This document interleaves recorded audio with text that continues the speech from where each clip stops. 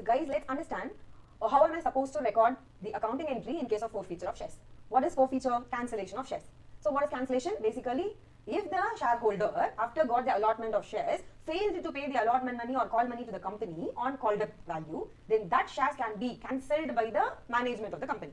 So what if they cancel? How am I supposed to account for the cancellation? Remember, the money what I collected from the shareholder already, right? By way of application money or allotment money, whatever, that will be forfeited by the company, which is basically they will not refund that amount on cancelled shares to the shareholders. So after retaining the forfeited amount, they will cancel the share capital by debiting the share capital account. Now look at the journal entry on the screen displayed. Equity share capital will be debited. Remember, always it will be debited with something called called up value. Right? So called up value may not be always equal to face value, that you have to keep in mind. Say for example, 10 rupees is the face value, but only the company called till first call, which is 8 rupees. 2 rupees is not yet been called. Then how much you will debit here? You will debit only 8 rupees per share into number of shares that you forfeit. That will be debited.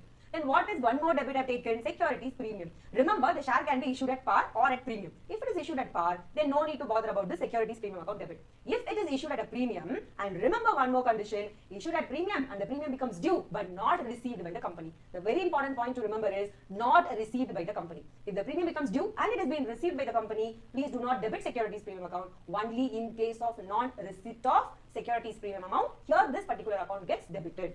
Then comes your credits. What are the credits? Number one, forfeited shares account. Also, we can call it a share forfeiture account. Nothing but the amount received and forfeited by the company will be taken to the credit of that account. Then, what else I have to credit? I have to credit the respective allotment account or calls account in which the company made the due entry or the company called up that particular value, but the shareholder did not pay that particular value. For example, its allotment money is asked by the company and not paid by the shareholder. First call money asked by the company, not paid by the shareholder. Or second call money asked by the company or not paid by the shareholder. Basically, due not received. Those figures will be credited to the respective accounts. If the company is not having the habit of writing calls and arrears account separately.